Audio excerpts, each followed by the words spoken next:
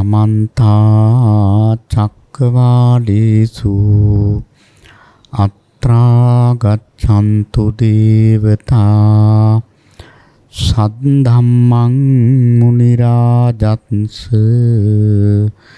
सुनन्तु सग्गमोक्खदं ධම්මස්සවන කාලෝ අයං බදන්තා ධම්මස්සවන කාලෝ අයං බදන්තා ධම්මස්සවන කාලෝ අයං බදන්තා නමෝ තස්ස භගවතු අරහතෝ සම්මා සම්බුද්දස්ස නමෝ තස්ස භගවතු අරහතෝ සම්මා සම්බුද්දස්ස නමෝ තස්ස භගවතු අරහතෝ සම්මා සම්බුද්දස්ස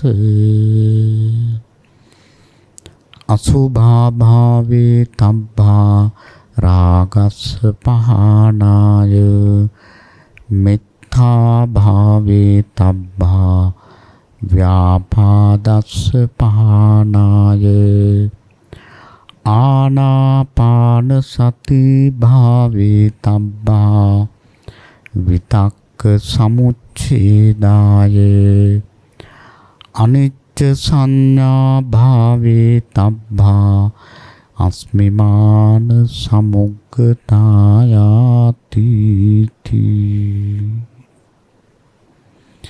ශ්‍රද්ධාවන්ත කාරුණික පින්නතුනි සෑම දිනම සූදානම් වන්නේ මහා කාරුණික ධර්මරාජානන් වහන්සේ ලොවට සැනසෙල්ල පිණිස දේශනා කොට වදාළ වටිනා දහම් පදයක් කාලේ පමණින් ශ්‍රවණය කරන්නටයි පින්වත් හැම දිනාගේම අපේක්ෂාව බලාපොරොත්තුව. අද ධර්ම දේශනාවෙහි දායකත්වයේ බාර අරගෙන කටයුතු කරන්නේ නුගේගොඩ මිරිහානේ රූපසිරී මාවතේ අංක 60 දරණ නිවසේ පදිංචි පින්වත් ශාන්තිලතා වීරරත්න මෑණියන්, චින්තා වීරරත්න, ගංගා වීරරත්න, යමුනා වීරරත්න හා චන්ද්‍රිකා අලහකෝන් දියණිය සහ බෑණනුවන් ඇතුළු පින්වත් පවුලේ හැමදෙනාම කල්යාණ මිත්‍ර සමාගමක් බවට පත් වෙලා තමයි කළගුණ සැලකීමේ ශීර්ෂයෙන් අද මේ මහා පින්කම සිද්ධ කරන්නේ. ඉතින් මේ හැම දිනාටම මේ කුසලය උතුම් ධර්ම අවබෝධයේ පිණසම වේවා කියන ආශිංසනයෙන් අපි මේ ධර්ම දේශනාව ආරම්භ කරනවා. ඉතින් විශේෂයෙන්ම පින්නතුල්ලා මාතෘකාවක් හැටියට මතක් කරලා තියෙන්නේ මේ නිවන් මඟ, විශේෂයෙන්ම නිවනම ඉලක්ක කරලා පංච පාදානස්කන්ධය පිළිබඳවත්, ආර්ය අෂ්ටාංග මාර්ගය පිළිබඳවත් විශේෂයෙන්ම මේකෙන් ගම්ම්‍ය වෙන්නේ වහවහාම නිවන් අවබෝධ කර ගන්නටම සුදුසු දේශනාවක් කරනසේක්වා කියන එකයි පින්නතුන්ලාගේ ආරාධනය.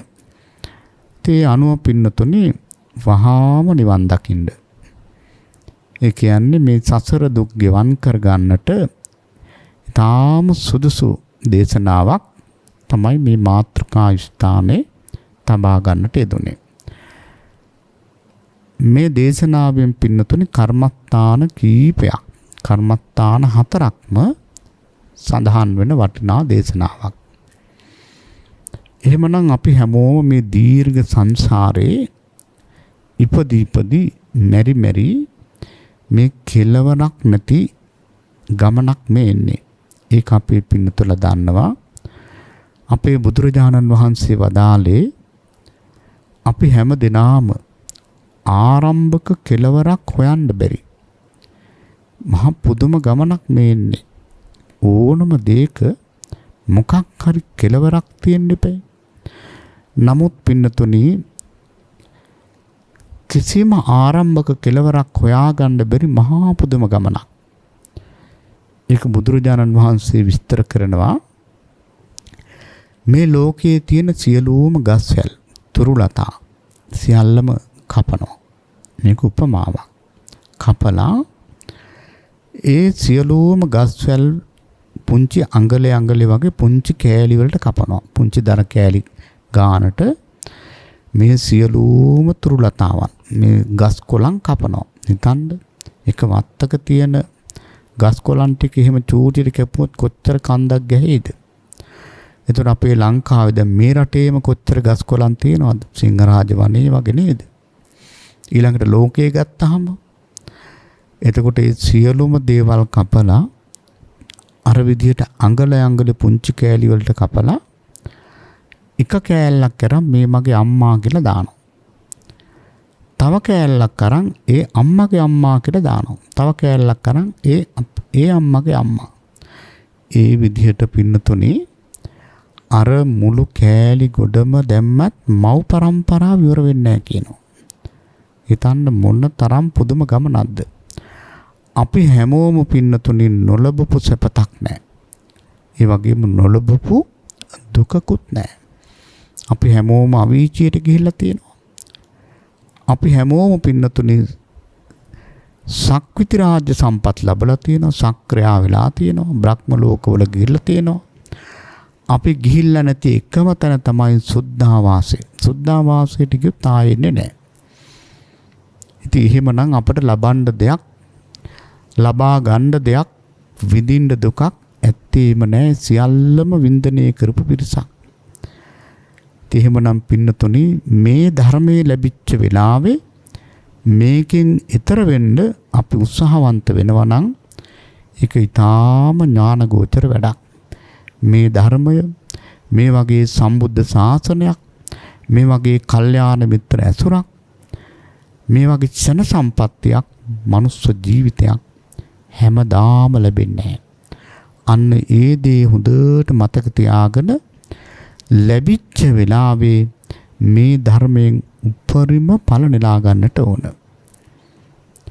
එහෙමනම් පින්නතුනි අපිට මේ දීර්ඝ සසර මේ විදිහට යන්න සිද්ධ වුණේ ප්‍රධාන බලවේග දෙකක්. ඒ තමයි එකක් අවිද්‍යාව, එකක් තණ්හාව. ඒක අපේ පින්නතර දන්නවා. එහෙමනම් ඉතින් හැම දෙයකටම හේතුව අවිද්‍යාව, කෝකටත් තෛල වගේ. නමුත් මේ සසර ගමනට ප්‍රධානම ඊළඟ හේතුව තණ්හාව, රාගය, මේ ඇල්ම. එහෙමනම් පින්නතුනි අපි මූලික වපසරේ හදාගෙන, මූලික වපසරේ කියලා කියන්නේ සිල්වත් බව, සද්ධාව, ඊළඟට කල්යාණ මිත්‍ර ඇසුර, ඊළඟට වීරිය, ඒ වගේම යම්කිසි ප්‍රඥාවක්, මේවා ඇති කරගෙන අපි මේ සසරෙන් ඈතර වෙන්න නම් රාගය නැතිකරන්න අසුභය පුරුදු කරන්නට ඕන. රාගය කියන එක පින්නතුලා දන්නවනේ නේද? රාගය කියන්නේ සංකප්ප රාගෝ පුරිසස්ස කාමෝ. රාගය නැත්තම් මේ කාමය, ඇල්ම කියලා කියන්නේ පින්නතුනි සංකල්පයක්. සංකල්පයක් කියන්නේ ඇත්තෙන්ම ඉතින් සිතුවිල්ලක්, චෛතසිකයක්. ඉතින් මේක සිතුවිල්ලක් වුණාට ඊටාම භයානකයි. දැන් බලන්න අපේ මේ ජීවිතයේදී අපි පුදුම විදිහට ඇල්මත් එක්කයි ජීවත් වෙන්නේ. ඉතින් බැරි වෙලාවත් පින්නතුනි මරණ මංචකයේදී අපිට අපි කැමති දෙයකට අපි ඇරුණොත් මොකද වෙන්නේ? සුගතිගාමී වෙන්න තියෙන අවස්ථාවක් නැති වෙලා යනවා. ඒක ආදිත්ත පරයාය සූත්‍රයේ පැහැදිලිවම සඳහන් වෙනවානේ. එහෙනම් අපට ලොකු අනතුරක් තියෙනවා. හැබැයි අවබෝධයෙන් ජීවත් වුණොත් අපට ඒ අනතුරෙන් ගැලවෙන්නට අවස්ථාව තියෙනවා. අවබෝධය කියලා කියන්නේ පින්නතුනේ දැන් බලන්න අපි ගිහියන් හැටියට දැන් පින්නතුල්ලා හිතයි කොහොමද අපට නොයෙක් දේවල් කෙරෙහි බැඳීම් තියෙනවා, දරුවෝ කෙරෙහි බැඳීම් තියෙනවා, ගෙවල් දොරවල් කෙරෙහි බැඳීම් තියෙනවා. පින්නතුනි මෙතන කියන්නේ මෙන්න මේකයි. මෙතන කියන්නේ අවබෝධයෙන් ජීවත් වෙන්න කියලා කියන්නේ. දැන් අපි හිතමුකෝ ගෙදරට බැඳිලා ඉන්නවයි කියලා. ගෙදරට පුදුමාකාර විදිහට බැඳිලා ඉන්නවා. නමුත් ඒ කෙනා හිතන්න ඕන අතීත සංසාරේ මට තිබිච්ච ගෙවල් මාලිගා ඒවා පින්නතුනේ අසංකේය ගණන් තිබිලා තියෙනවා. එතකොට දැන් ඒ සියල්ලම අනිත්‍ය වෙලා තියෙනවා.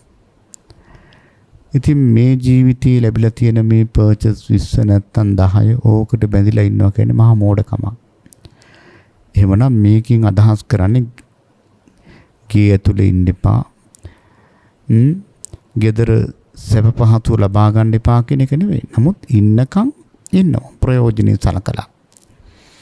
හැබැයි වරදින්නේ බොහෝ දිනාට තමන්ගේ ගෙදර අරගෙන යන්නයි කල්පනාව. ඔන්න වරදින තැන.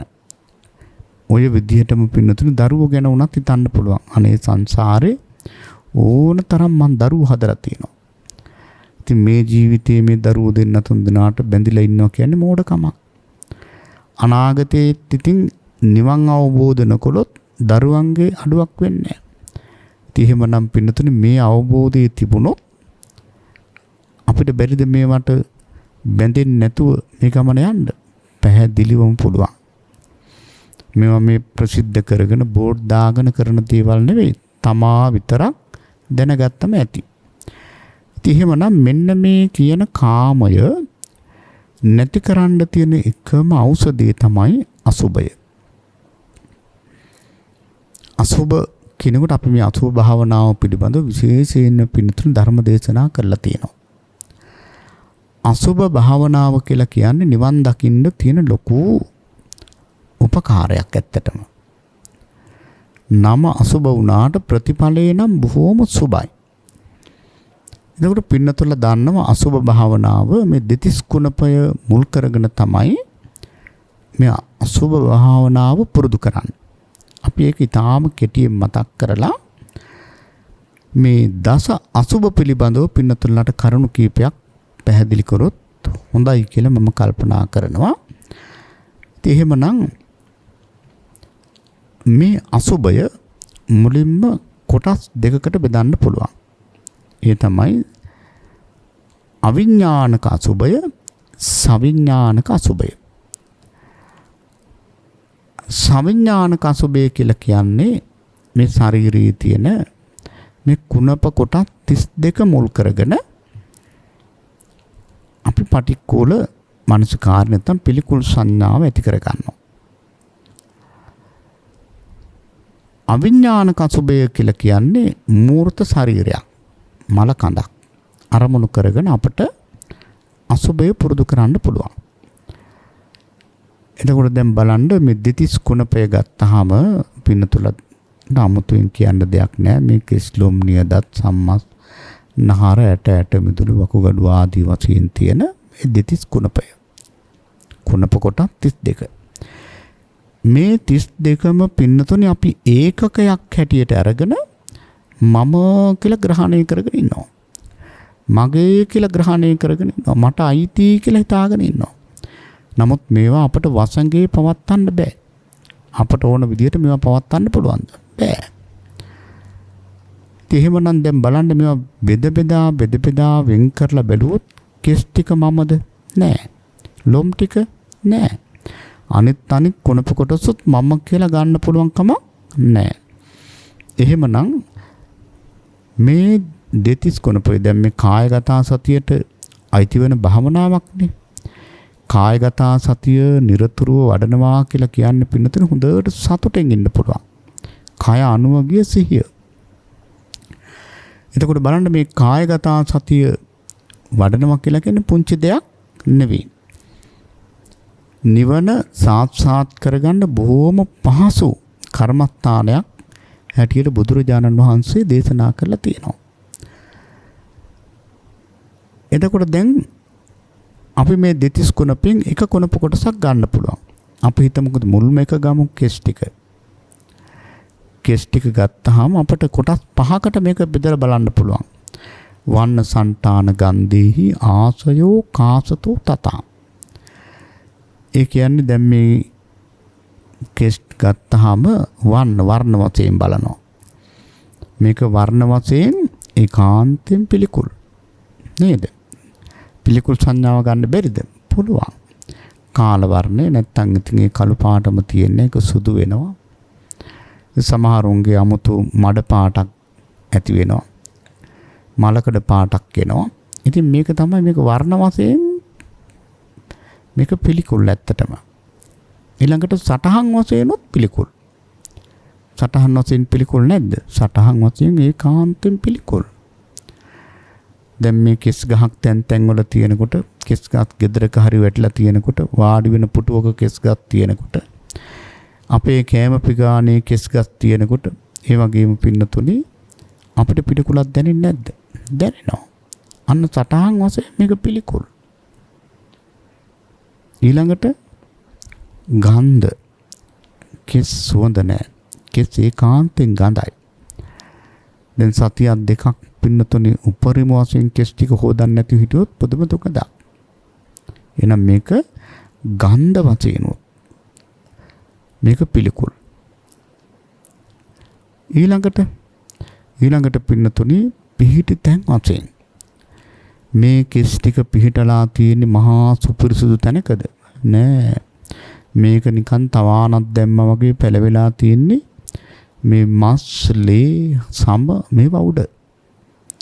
එතකොට පිහිටි තැන් වශයෙන් මේක ඒකාන්තයෙන් පිළිකුල්. එතකොට බලන්නකො මේක කොච්චර පිළිකුල් දෙන අවකාශ වශයෙන් මේක පිළිකුල්. එහෙමනම් මෙන්න මේ විදිහට මේ පටික්කුල සංඥාව අපි දිනු කරන්නට ඕන. පිළිකුල් සංඥාව. ඉතින් ඔය විදිහට පින්නතුන දෙතිස් කුණපයම පස් ආකාරයකින් බැලුවොත් කොහොම තියෙයිද? ඒකාන්තයෙන් නිබ්බිදාව ඇති වෙන්නේ නැද්ද? එපා වෙන්නේ නැද්ද? කලකිරෙන්නේ නැද්ද? කලකිරෙන්න එපයි අපි. කලකිරනොත් නිපින්නතුනි නොයල්ම කියන්නේ ඇති වෙන්නේ නේද? ඉතින් එහෙමනම් බලන්න ඔය විදිහට දෙතිස් කුණපයම පස් ආකාරයෙන් වර්ණ වශයෙන්, සටහන් වශයෙන්, ඊළඟට ගන්ධ වශයෙන්, පිහිටි තැන් වශයෙන් මේ විදිහට අවකාශ වශයෙන් අපි බැලුවොත් අපට කොච්චර පිළිකුල් සංඥාවක් ඇති වේද? ඒ තුලින්ම පින්නතොනේ නිබ්බිදාව ඒ මහා විදර්ශනා ඥාන ඇති වෙලා අපට ඒකාන්තයෙන් මේ ක්ලේශ ධර්මයන් ගලවා දාන්න අවස්ථාව ලැබෙනවා. එහෙනම් මේ පිළිකුල් භාවනාව කියලා කියන්නේ පුංචි කර්මස්ථානයක් නෙවෙයි. කවුරු හරි වහාම නිවන් දකින්න කැමති නම්, ඒ වගේම පින්නතුනේ මේ කෙලෙස් ගලවන්න කැමති නම් පටික්කුල මානසිකාරයමයි වඩන්න ඕන. මේ බුද්ධ ශාසනේ වැඩියෙන් පිරිසක් රහත් වෙලා තියෙන්නේ මේ පිළිකුල් සංඥාව, අසුබ සංඥාව වඩලා. ඉතින් බලන්න එදා බුදුරජාණන් වහන්සේගේ කාලේ ඉඳලා අද දක්වාම කෙනෙක් සසුන් ගත කරනකොට, කෙස් රැවුල් ටික බානකොට, සිවුරු පටිය කරට දානකොට මේ හැම වෙලේම දෙන මූලික කර්මස්ථානයේ අසුබ කර්මස්ථානයේ උපාධ්‍යයන් වහන්සේ සිවුරු පටිය කරේ බැඳලා කේසා, ලෝමා, නකා, දන්තා, තතෝ කියලා මේක අනුලෝම ප්‍රතිලෝම මේක කියවනවා. එතකොට බලන්නකො වෙන කිසිම කර්මස්ථානයක් දෙන්නේ නැහනේ. මෛත්‍රී කර්මස්ථානෙ දෙනවද? බුද්ධානුස්සතිය දෙනවද? නැහැ. මුකුත්ම දෙන්නේ ආනාපාන සතිය දෙනවද? නැහැ. දෙන්නේ මෙන්න මේ පටික්කුල මනසිකාරය. ඒ තරම්ම වටිනවා කෙලෙස් කපන්න තියෙන හොඳම භාවනාවක් තමයි මේ පිළිකුල. එහෙමනම් පිළිකුල හොඳට වර්ධනය වෙනවා කියන්නේ, දියුණු වෙනවා කියන්නේ රාගය ගලවන්න එක ලොකු උපකාරයක්. උන නිවන් මාගේ මූලික පදනමක් ඔය. මොකද මේ ආසාව බැඳීම ඇල්ම මෙන්න මේ තෘෂ්ණාව නිසා තමයි අපි මේ ඉපදි මෙරි මේ දීර්ඝ ගමන යන්නේ. එහෙමනම් ඒ තෘෂ්ණාව මැඩපවත්තන්න ගලවන්න උපකාර වෙන එකම ඖෂධය තමයි මොකද්ද? මෙන්න මේ අසුබය. නත්තේතා දිසම්මිත්තං යතා කාය ගතා සති කියලා. තේරගාථා පාළි අනද මාහිමියන් වහන්සේ වදාළේ රාග ප්‍රහාණයට මේ කායගතා සතිය හැර වෙන මිතුරෙක් නැත. එහෙමනම් මේ කය අනුවගිය සිහිය පවත්වන්නට ඕන අසුබය. ඊළඟට පින්නතුනි ඊළඟ කර්මස්ථානයේ මෙත්තා භාවේ තබ්බා ව්‍යාපාදස්ස පහනාය. අපට දැන් ඇලීම විතරක් නෙවෙයි තියෙන්නේ නේද? අපට ඊළඟට තියෙන කෙලෙසිය තමයි ගැටීම. ගැටීම නවත්තන්න තියෙන හොඳම ඖෂධය තමයි සාන්තිය, මෛත්‍රිය. මේ මෛත්‍රිය කියන දෙයත් හරිම වටින දෙයක්. මොකද ගැටි හැපි මේ ගමන යන්න පුළුවන් කමක් නැහැ. බොහෝම සාන්තව බොහොම පහසුවෙන් සනසිල්ලේ යන ගමනක්. නෑ කියාගෙන බෑ කියාගෙන කෙන්දිරි ගාගෙන අනේ අපොයි කියාගෙන යන ගමනක් නෙවෙයි. එහෙම යන කෙනෙකුට යථාර්ථය අවබෝධ කරගන්න බෑ. එහෙනම් මේ ගැටීමුත් අපි නැති කරගන්න ඕන. මේ දෝමනස්සේ මේ පටිගය නැති කරගන්න තියෙන හොඳම ඖෂධය තමයි පින්නතුනි මෛත්‍රිය. දැන් අපි මෛත්‍රී භාවනාව දැන් බොහෝ දෙනෙක් මෛත්‍රී භාවනාවට හරි හුරුයි හරි පුරුදුයි. සමහරු මෙත්තා භාවනාව මෛත්‍රී භාවනාව වඩනකොම ගණන් ගන්නෙත් නැහැ. එහෙම කරන්න එපා. මේක මහා ප්‍රබල භාවනාවක්. දර ඕනම දෙයක් කාලයක් වැඩියෙන් පුරුදු කරාම ඒකේ වටිනාකම නැතුව යන ගතියක් තියෙනවනේ. මොකද අපි ලදරු පාසලේ ඉඳලා නිකමට හරි කියෙව්වේ මෛත්‍රී කර්මස්ථානේ. ඉස්කෝලේ ගිහිල්ලත් විනාඩි 5ක් 10ක් භාවනා කරේ මෛත්‍රී කර්මස්ථානේ. හැම තැනම දැන් අපි කරලා තියෙන භාවනාවක් හැටියට මේ මෛත්‍රිය. ඒ නිසා මේක මේ හැම තැනම තියෙන දෙයක් නිසා සමහරු හිතනවා මේක මේ පුංචි භාවනාවක් කියලා. නෑ පින්නතුනි, මේක ප්‍රබල ආනිසංස ලබා දෙන මහා වටිනා භාවනාවක්. ගස්ඨණය කියන්නේ මේ ගැටීම තියෙද්දි මුකුත්ම අපට කරගන්න බෑ. යම් කිසි කෙනෙක් ගැටීම් සහිත හිතකින් මිය පරලෝ ගියොත් කෙලින්ම දුගතිය. ඔය යක්ෂයෝ වගේ වෙලා ඉපදෙන්නේ, සර්පයෝ වගේ වෙලා ඉපදෙන්නේ මේ ගැටීම් සහිත හිතකින් මිය පරලෝ ගියොත්. එහෙනම් මේ ගැටීම කියන එක අපට මහා බාධාවක්. දැන් බලන්න ආනන්තරීය පාප කර්ම පහ. පංචානන්තරීය පාප කර්ම පහම සිද්ධ වෙන්නේ මේ ගැටීම නිසා. ඊළඟ ජීවිතේ කෙලින්ම අපායට ඇදගෙන යන්න හේතු වෙන ඒ ආනන්තරීය පාප කර්ම. එතකොට බලන්න තමන්ගේ අම්මා මරන්නේ මේ තරහ නිසා, තාත්තා මරන්නේ මේ කේන්තිය නිසා. ඊළඟට රහතන් වහන්සේ මරන්නේ මේ පටිඝය නිසා. බුදුරජාණන් වහන්සේගේ ඇඟේ ලේ සොලවන්නේ මේ ක්‍රෝධය නිසා. ඒ වගේම සංඝ ભેදේ කරන්නේ මේ ව්‍යාපාදේ නිසා. එතකොට බලන්න මේ ගැටීම කියන එක පුංචි දෙයක් නෙවෙයි. එහෙමනම් මේ ගැටීම නැති කරගන්න තියෙන හොඳම ඖෂධය තමයි මොකද්ද? මෛත්‍රිය. මෛත්‍රී භාවනාව ඉවසීම, ශාන්තිය පුරුදු කිරීම පාරමිතාවක්. මෛත්‍රී කියන්නේ පුංචි දෙයක් නෙවෙයි, ඒක පාරමිතාවක්. එහෙනම් අපි මේ මෛත්‍රිය ප්‍රගුණ කරන්නට ඕන. ඉවසීම පුරුදු කරන්නට ඕන. පින්නතුනි මෙතනදී විශේෂයෙන් මේ මෛත්‍රී භාවනාව අපේ බොහෝ දෙනෙක් වඩනවා. හැබැයි මේ භාවනාවක ප්‍රතිඵල ලබන්න නම් කර්මස්ථානයේ වැල්වටාරමක් වෙලා බෑ. අන්න ඒකත් මතක තියාගන්නට ඕන. වැල්වටාරමක් කියලා කිව්වේ දැන් සමහර වෙලාවට සමහර අය භාවනා කරනවා, ඥානිත්‍ය සංඥාවත් වඩනවා, ඒක පටිච්චසමුප්පාද වශයෙන් මෙනෙහි කරනවා, ඒක කර්මඵල වශයෙන් යනවා, මහා පුදුම සමහරු තමන් කරන භාවනාව අපට ඇවිල්ලා කියනවා සමහර වෙලාවට පින්නතුන විනාඩි 10ක් විතර යා කරන භාවනාව කියනවා. ඒක භාවනාවක්ද? ඒක ධර්ම සම්මර්ෂණයක් වෙන්න පුළුවන්. ඒක සිහි කිරීම නිසා කුසල් වැඩෙන්නත් පුළුවන්. හැබැයි භාවනාවක් වෙන්නේ නැහැ. භාවනාවේදී ඇත්තටම මේ කර්මස්ථානය පුංචි වෙන්නට ඕන. කර්මස්ථානය පුංචි වෙන තරමට ප්‍රතිඵල වැඩි. දැන් බලන්න අබුද්ධෝත්පාද කාලවල ඔය ආකාසානංචායතන, විඥානංචායතන, ආකින්චඤ්ඤායතන, නේව සංඥා නාසඤ්ඤායතන කියන ඔය අරූපාවචර බඹතලවලට යන්න ඒ යෝගාවචරයෝ පුරුදු කරන කර්මස්ථාන බලන්න. දැන් කල්ප 20000ක් ආකාසානංචායතන බඹතලේ ආයුෂ. කල්ප. එතකොට මොකද්ද මෙතන කර්මස්ථානය?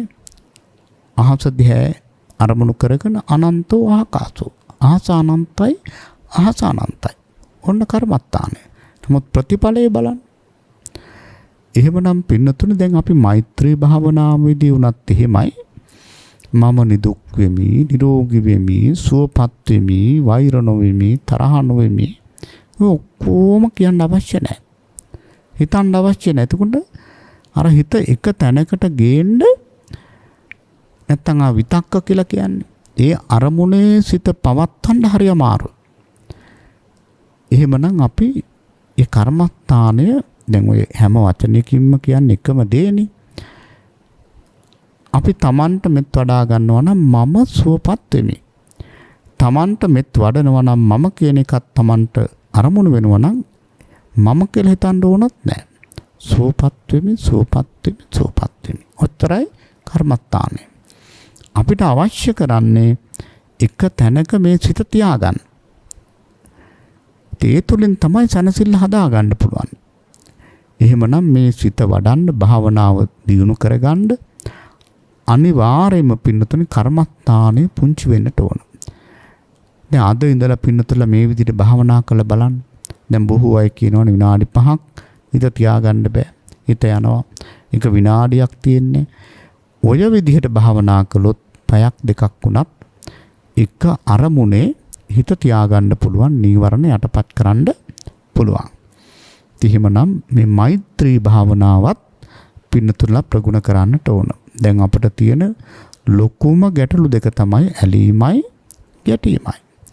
එහෙමනම් ඇලීම නැතිකරන්න අසුබය පුරුදු කළා, ගැටීම නැතිකරන්න මෛත්‍රිය ප්‍රගුණ කළා. දැන් ඉතින් ඇලීම ගැටීම නැත්තම් පින්නතුනේ අපි මේ නිවන් මාගේ භාගයක් කරගෙන ඉවරයි වගේ නේද දැනෙන්නේ. ඊළඟට අපේ සිතේ තියෙන මේ විප්සිතකම නැති කර ගන්නට ඕන. දැන් අපේ හිත පින්නතුනේ සාමාන්‍යයෙන් අර ගලකින් අලු ගොඩකට ගැහුවා වගේ නිතරම ඇවිස්සිච්ච හිතක් අපිට තියෙන්නේ. විප්සිත හිතක් අපිට තියෙන්නේ. එහෙමනම් මේ විප්සිතකම අනිවාර්යයෙන්ම අපි පාලනය කරගන්න ඕන. ඒ විප්සිතකම, ඒ නොසන්සුන්කම පාලනය කරගන්න තියෙන හොඳම කර්මස්ථානය තමයි ආනාපාන සතිය. ආනාපාන සතිය පිළිබඳව නම් අපේ පින්නතුලා හොඳට කරුණු දන්නවා. හැබැයි විශේෂයෙන් මතක තියාගන්න ඕන මේ ආනාපාන සතියෙන් හොඳ ප්‍රතිඵල ගන්න නම් එදා මහා කප්පින මහරහතන් වහන්සේ වදාළ විදිහට යථා බුද්ධේන දේශිතා, මේ කර්මස්ථානයේ වඩන්නට ඕන බුදුරජාණන් වහන්සේ වදාළ පිළිවෙලටමයි.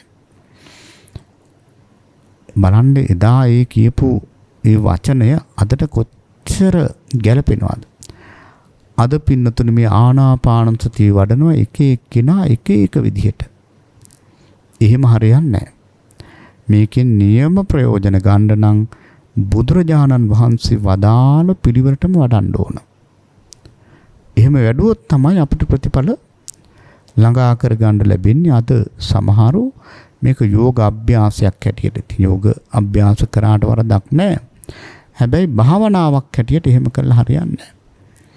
එහෙමනම් අපි කාලයේ පමණින් ඉතාම කෙටියෙන් ආනාපාන සතිය පිළිබඳවත් කරුණු ටිකක් පින්නතුලට කියන්නම්. එතකොට මේ දේශනාව සම්පූර්ණ වෙනවා. ආනාපාන සති කර්මස්ථානයේ දියුණු කරන යෝගාවචරයාට පූර්වක්‍ෘතියක් බුදුරජාණන් වහන්සේ වදාරනවා. අනිත් භාවනාවලට එහෙම පූර්වක්‍ෘතියක් දේශනා කළා නැහැ. හැබැයි ආනාපාන සතියට උන්වහන්සේ පූර්වක්‍ෘතියක් දේශනා කරනවා. මොකද්ද පූර්වක්‍ෘතිය? උන්වහන්සේ වදාරන්නේ මේ ආනාපාන සතිය වඩන යෝගාවචරයා මේ භාවනාව කරන්නට මුලින්ම විවේක ස්ථානයක් හොයාගන්නට ඕන. තමන්ගේ ගෙදර හරි කෑකොත් සංගහන්න නැති හොඳ විවේක පරිසරයක් තියෙන තරමට මේ භාවනාව කරගන්න ලේසි. ඒ කියන්නේ අරඤ්‍යගතෝවා, රුක්කමූලගතෝවා, ශුන්‍යාගාරගතෝවා කියලා තියෙන්නේ. මේ ආරණ්‍යයකට යන්න කියනව නෙවෙයි. ඒ වගේ විවේක ස්ථානයක් තියෙන්නට ඕන. ඊළඟට මේකේ තියෙන පූර්වක්‍ෘතිය තමයි මේකට වාඩි වෙන්න ඕන. අනිත් භාවනාවලට එහෙම කිව්වද? මෛත්‍රී භාවනාවට එහෙම කියලා නැහැනේ. තිත්තංචරන් නිසින්නෝවා, සයානෝවා ඕන විදිහකට පුළුවන්. නිදාගෙන වාඩි වෙලා හිඳගෙන මෛත්‍රී කරන්න පුළුවන්. හැබැයි ආනාපාන සතියට බුදුරජාණන් වහන්සේ වදාරනවා නිසීදති වාඩි වෙන්න ඕන.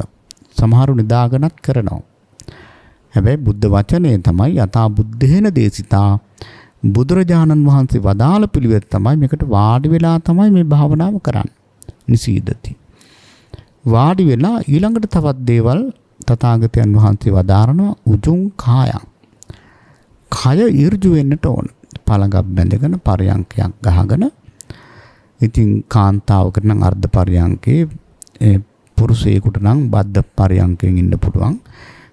ඊළඟට වයෝවෘද්ධ කෙනෙකුට නම් එහෙම බිම වාඩි වෙන්න බැරි නම් පුටුවක් උනත් කමන්නේ. හොඳට කොන්ද කෙලින් තියෙන්න ඕන. උජුං කායං කියන්නේ ඒකයි. පින්නතුනේ හුස්ම රැල්ල හොඳට දැනෙන්න කය ඍජු වෙන්න ඕන. ඉතින් සාමාන්‍ය හොඳට උඩුකය කෙලින් තියාගෙන බලන්න. හොඳට හුස්ම රැල්ල දැනෙනවා. සාමාන්‍යයෙන් සතෙක් වුණත් බලන්නකොට දෂ්ට කරන්න යනකොට ටිකක් කෙලින් වෙලානේ දෂ්ට කරන්නේ නේද? ඊළඟට බලන්න දැන් අපි වුණත් බරක් උස්සන්න කලින් හොඳ හුස්මක් ගන්නවා. ඉතින් එහෙමනම් කය ඍජු වෙන්නට ඕන. කය ඍජු වුණොත් තමයි හුස්ම රැල්ල හොඳට දැනෙන්නේ.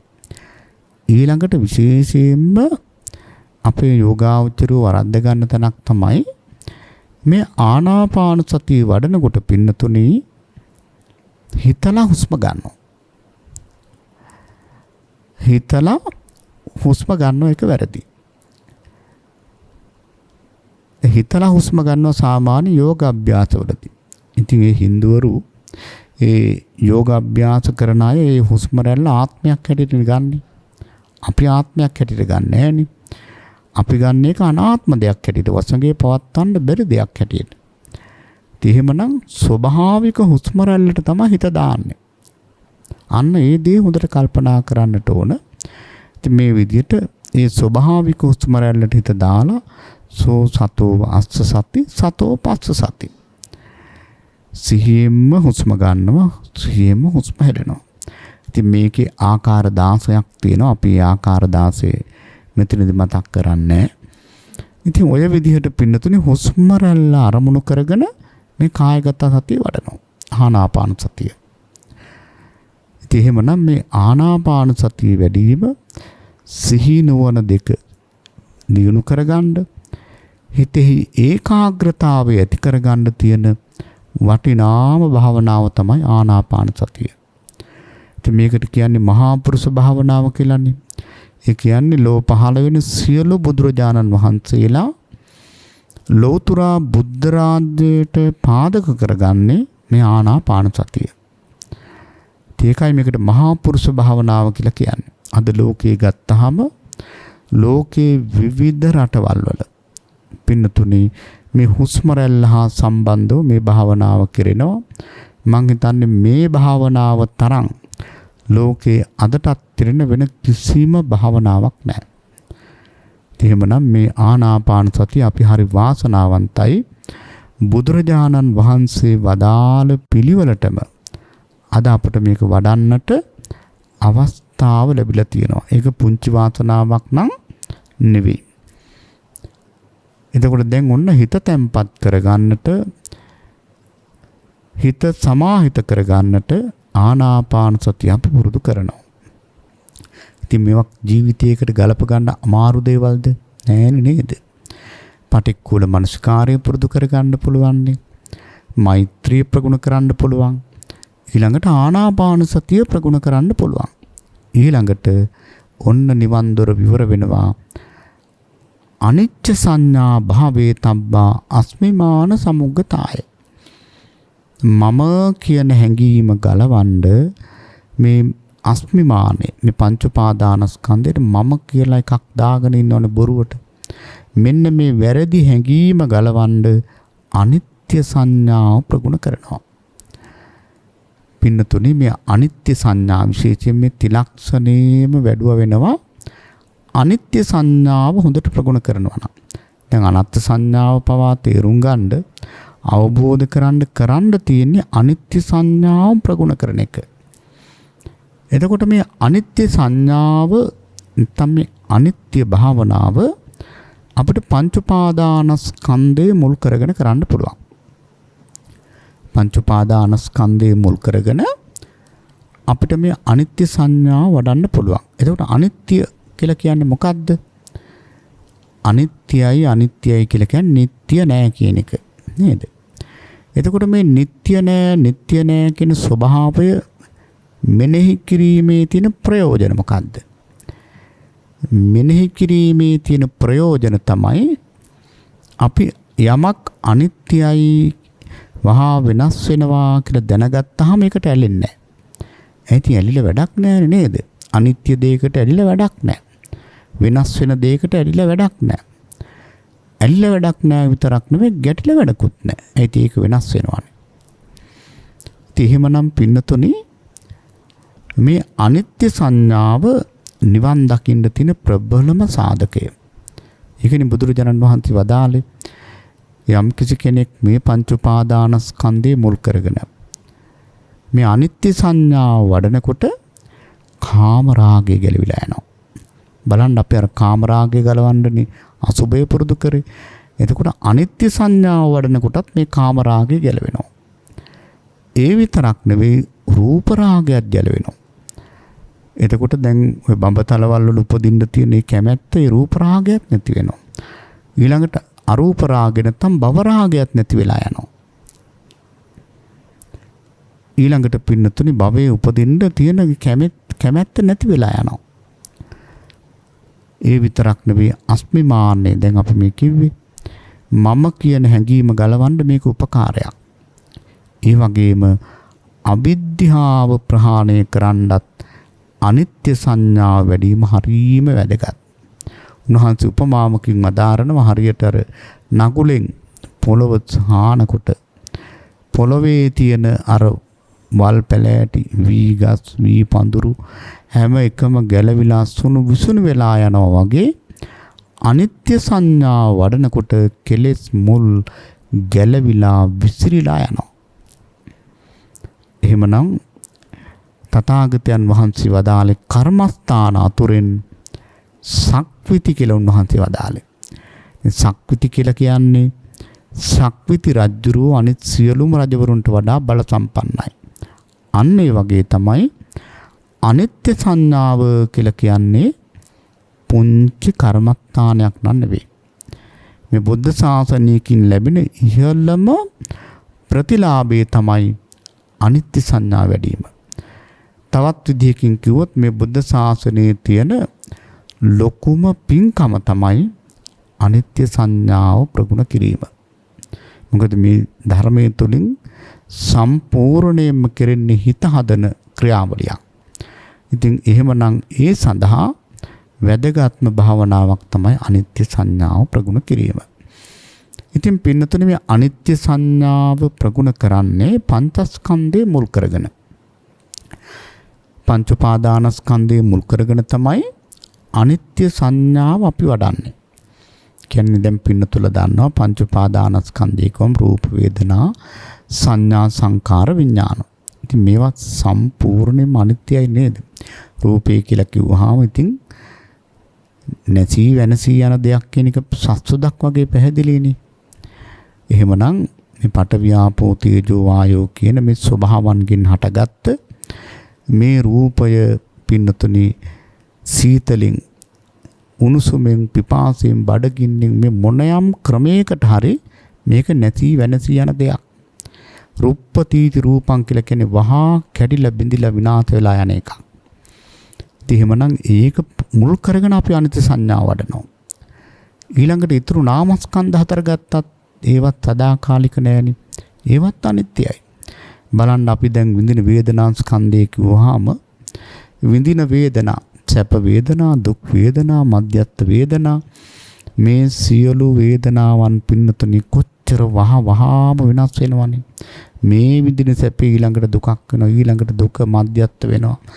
මේ ආයතන හරහා ගන්න මේ සැප දුක් උපේක්ෂා කියන මේ සියලු වින්දනයන් පින්නතුනි පෙරෙන ස්වභාවයේ පින්නතුලට තේරෙනවා. සැප සදාකාලික නම් අපිට ඉතින් සැප සංඥාවම තියාගන්න පුළුවන්. එහෙම තියාගන්න බෑ. එහෙමනම් බලන්න මේ වේදනා ස්කන්ධයත් වහාම අනිත් වෙලා යන දෙයක්. ස්පර්ශයෙන් හටගත්ත දෙයක් නේ. ස්පර්ශය වෙනස් වෙනකොට වේදනාව වෙනස් වෙනවා. ඉතින් අනිත්‍ය සංඥාව මේකෙන් කියන්නේ විකෘතියක් අමුතුවෙන් දාගන්න කියන එක නෙමෙයි මේ කියන්නේ. ඇත්ත ඇති සැටියෙන් තියෙන හැටියෙන් දකින්නයි මේ උගන්වන්නේ. ඊළඟට සංඥා ස්කන්ධේ සංඥාව හඳුනා ගන්න දේවල් උනත් බලන්න. සසර පුරාම හඳුනාගත්ත දේවල් මේ ජීවිතේ හඳුනාගත්ත දේවල් ඔක්කොම අනිත් වෙලා යනවනේ නේද? අපේ මේ ශරීර කූඩු උනත් බලන්න පුංචි කාලේ එක විදිහකට හඳුනාගත්තා. ඊළඟට තව ටික මධ්‍යම වයසට තව විදිහකට හඳුනාගත්තේ. වයසට යනකොට තව විදිහක්, හොඳටම නාකි වුණාම තව විදිහක්. ඉතින් මරුණට පස්සේ තව විදිහක්. බලන්න මේ හඳුනාගන්න හැම එකක්ම වෙනස් වෙලා යනවා. එහෙනම් ඒක අනිත්‍ය සංඥාව වඩන්න හොඳම තැනක් සංඥාව. ඊළඟට සංස්කාර. බලන්න පින්නතුනි සංස්කාර කියලා කිව්වම සංඥාවත් වේදනාවත් කියන මේ චෛතසික දෙක අයින් වුණාම ඊතුරු චෛතසික 50ම සංස්කාර ස්කන්ධය හැටියට ගන්නේ නේද? එහෙමනම් බලන්න අපි කරපු කියපු දේවල් සද්ධාව ආදී දේවල් උනත් ඊළඟට වෛරය ක්‍රෝධය වැනි ඕනම දෙයක් සංස්කාර ගණයට වැටෙන සියලු දේවල් කරපු කියපු හැම දෙයක්ම අනිත්‍යයි.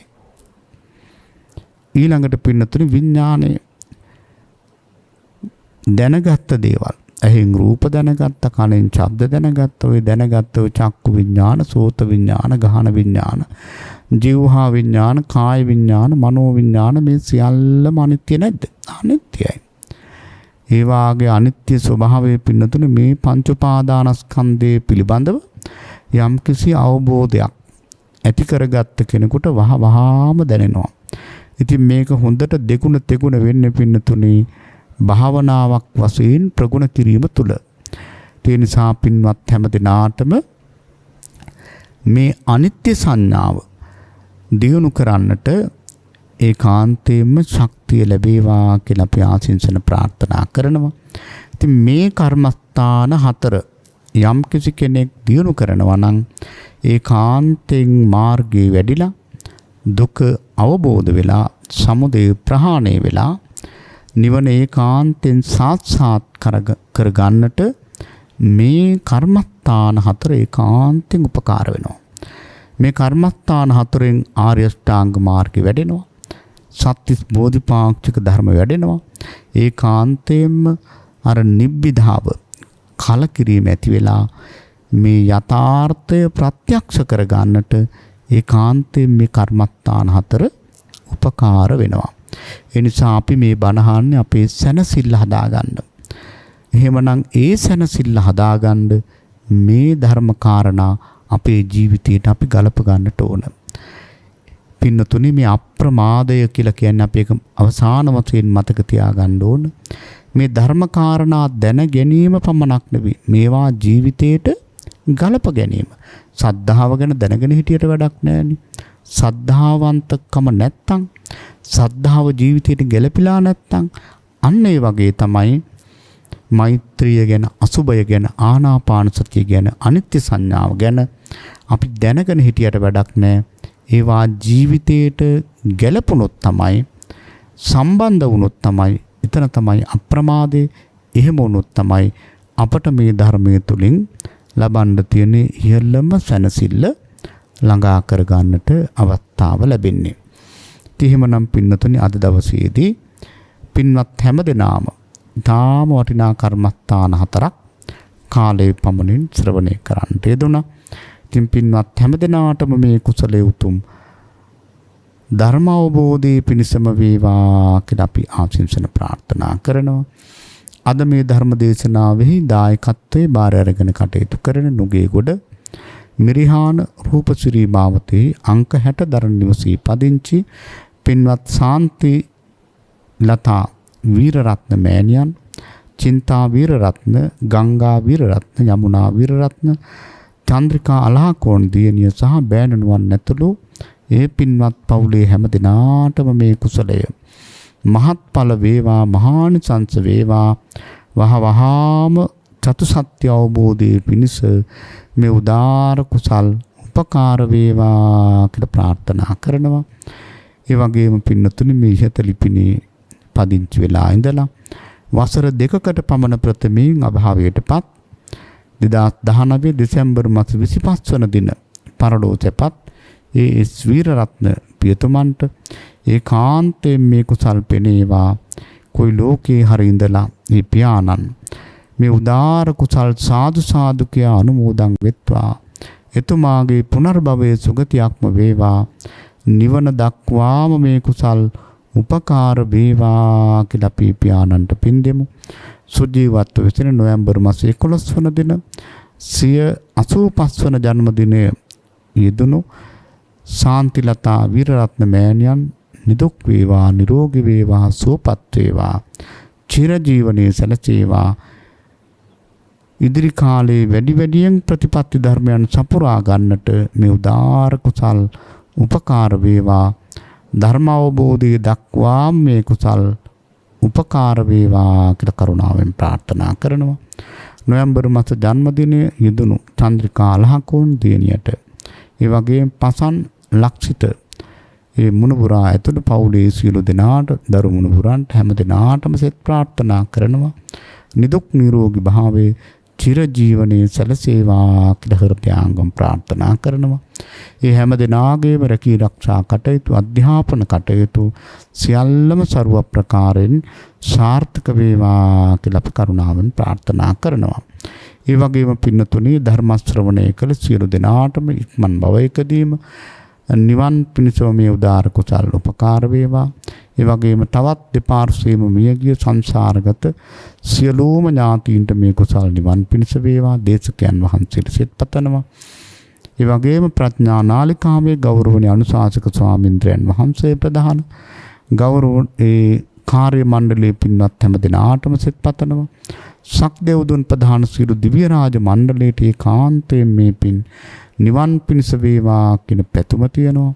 අවීචයේ පටන් බවාග්‍රයම දක්වා විසෙන සියලු සත්ත්ව ප්‍රජාවට මේ කුසල් නිවන් පිණිස වේවා කියන තුම් ආශිංසනය තියෙනවා. ඒ අවසාන වශයෙන් පින්වත් ශාන්තිලතා වීරරත්න මෑණියන් ප්‍රධාන අපි හැම දිනාටම ජාතියක්, ජරාවක්, ව්‍යාධියක්, මරණයක් නැති සියල්වෙන් වෙන් වූ අජාති අජර අමරණීය නිර්වාණ ධාතුව ඒකාන්තයෙන්ම සාක්ෂාත් කර ගැනීම දක්වාම මේ කුසල් උපකාර වේවා කියලා කවුරුත් ප්‍රාර්ථනා පිහිටුවා ගනිමු. ඉදං වූ ඥාතිනං හෝතු සුඛිතා හොන්තු ඥාතයෝ. ඉදං වූ ඥාතිනං හෝතු සුඛිතා හොන්තු ඥාතයෝ. ඉදං වූ ඥාතිනං හෝතු සුඛිතා හොන්තු ඥාතයෝ. ආකාසට්ඨා ච බුම්මට්ඨා දේවානාගා මහිද්దికා පුඤ්ඤන්තං අනුමෝදිත්වා තිරං රක්ඛන්තු ශාසනං තිරං රක්ඛන්තු දේශනං තිරං රක්ඛන්තු මං පරන්ති. මෝහක්ඛයෝ නිබ්බානං